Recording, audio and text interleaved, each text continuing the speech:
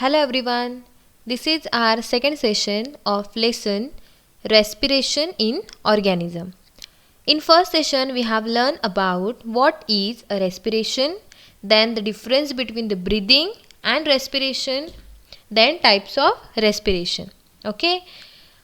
In last session we will revise all the things that we have learned. In this session we are going to learn in detail about breathing, okay, the mechanism of breathing and the breathing rate. So write down the aim and the keywords in your notebook as I have given. See aim, students will be able to learn about breathing and breathing rate. Keywords: involuntary, inhalation, okay, then exhalation and breathe. Okay, involuntary, inhalation, exhalation and breathe. Okay, now take screenshot and write down in your notebook. So as we have discussed in previous session that breathing means what? So breathing is a continuous process which involves both inhalation and exhalation, which is a physical process and which is a part of respiration. Okay, so now we are going to learn in detail about the mechanism of breathing, means what actually we are doing in breathing process. So breathing is a continuous process in which you breathe in and breathe out air from the body. It is actually a involuntary action. Involuntary action means what? The action which is controlled by the brain. So breathing is a involuntary action.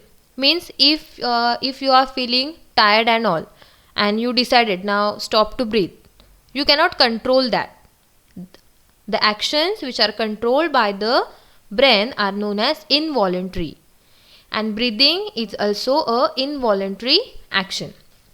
So when we breathe in, our body receives a constant supply of fresh air, and when we breathe out, the carbon dioxide produced in the body is removed.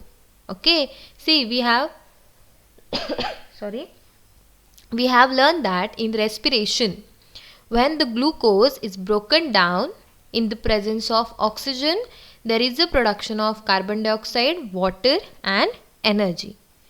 So when we are breathe out, that carbon dioxide is removed, okay, from our body.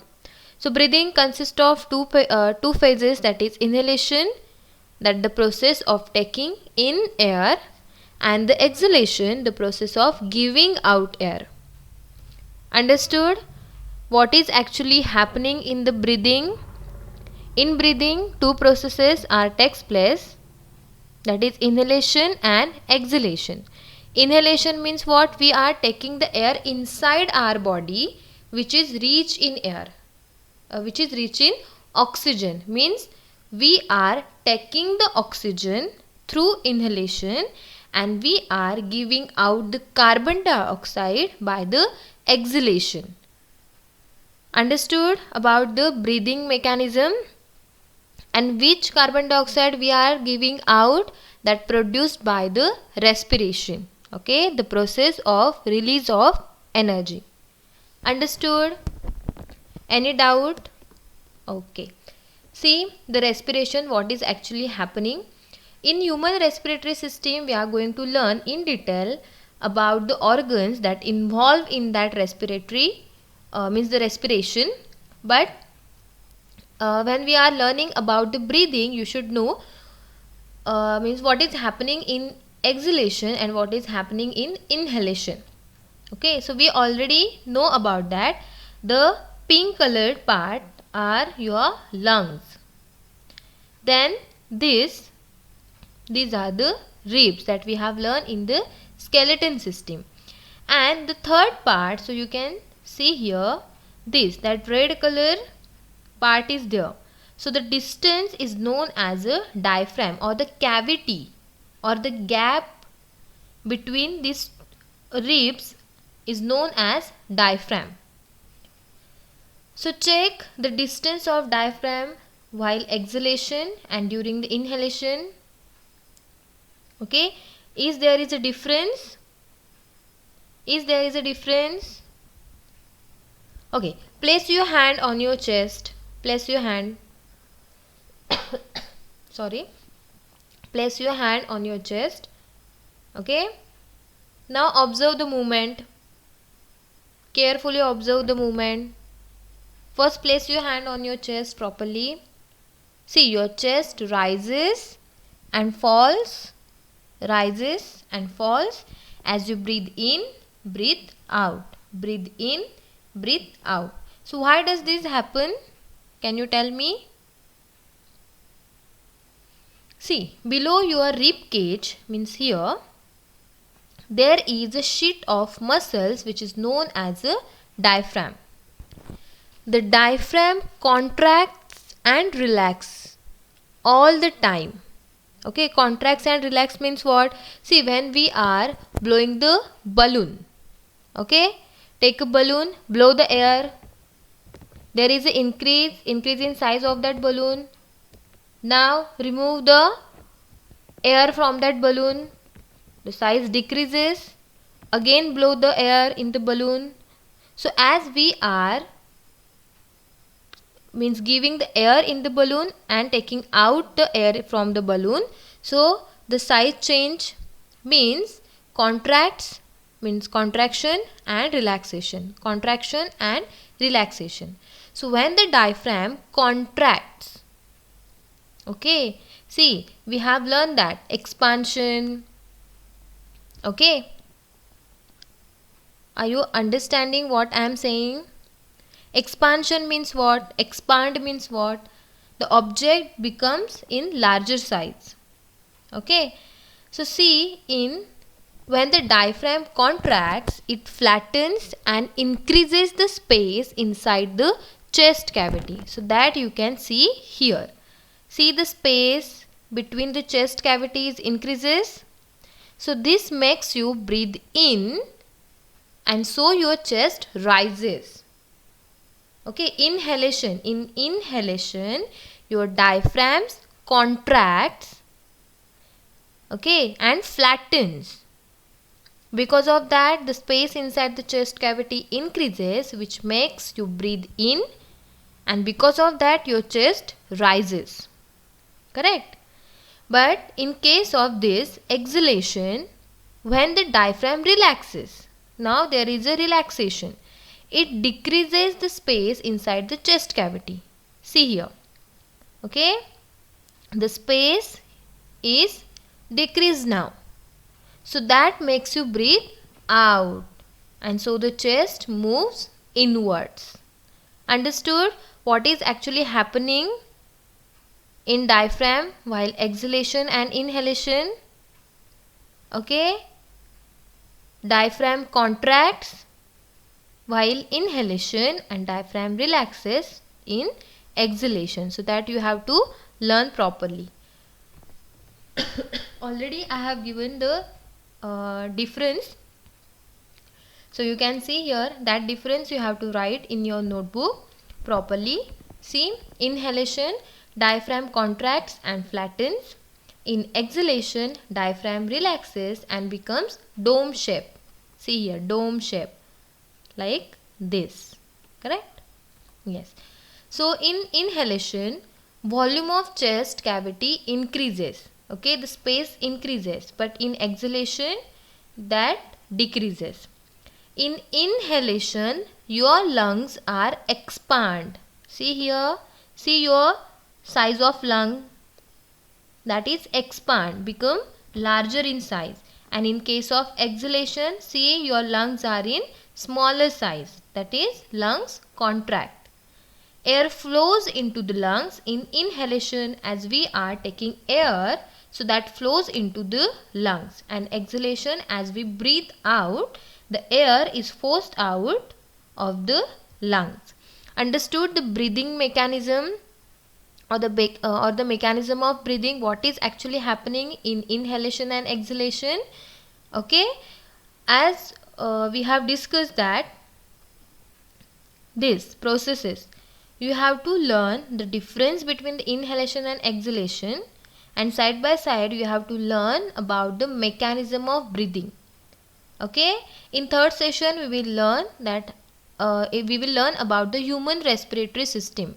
Okay, means while breathing which organs are involved in that, which organ performing which process or which function, so that we will learn in third session. Understood here? Now in the breathing mechanism, one another point is there, that is breathing rate. So tell me, what is the breathing rate? Can you tell me what is the breathing rate? Can you tell me your breathing rate in a 1 minute? Okay, first we will discuss what is the breathing rate. So the number of times a person breathes in a minute is termed as a breathing rate. Means in 1 minute how many times you are breathe in and breathe out. So that rate or that number is known as your breathing rate. Now count your breathing rate, okay, in 1 minute, and then inform me about your breathing rate. Okay, it is an interesting activity. You can check the breathing rate of your family members. Understood? Okay, so an adult human being can inhale and exhale 15 to 18 times in a minute. Okay, how many times we are inhale and exhale? 15 to 18 times in a minute. Okay, it is the average breathing rate of an adult human being.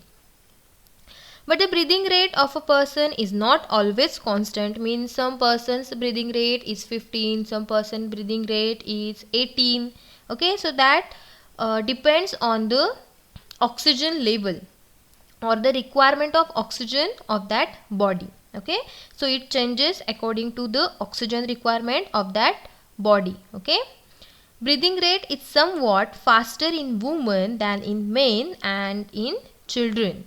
Okay, so breathing rate is more in women, that is at least 20 to 30 times per minute. Yeah, yes, 20 to 30 times per minute. It is a breathing rate of women. Okay, so breathing rate is slowest while sleeping. Okay, as our body required less energy. See, when we are sleeping, are we doing fighting and all? No, sleeping means we are taking the normal position. Our body is at rest. Okay, so we don't require more energy. And that time our breathing rate is slowest. Okay, because we are not doing any work. Means we are doing that, sleeping is also a work, but not a heavy exercise. But in case of heavy exercise, the breathing rate is maximum. The heavy exercise that we have discussed, like running, weightlifting, in which the energy is required in more amount. So that increases the breathing rate. The increased breathing rate provides a greater amount of air entry into the lungs, and hence blood can absorb oxygen at a faster rate. Means your faster breathing supplies more oxygen to the body cell for producing more energy required for the heavy exercises. Understood? Understood or not about the breathing rate? First, what you have to learn, what is a breathing rate, then the average breathing rate in adult, then in human, in which case our breathing rate is maximum, in which case our breathing rate is minimum, that you have to learn. See, when we feel sleepy or tired, we yawn, correct? That, see, when you are listening the lectures of your teachers, you are opening your mouth wide to take a long and a deep breath of air. How both the lecture is, like that you are doing, correct or not? Or are you enjoying?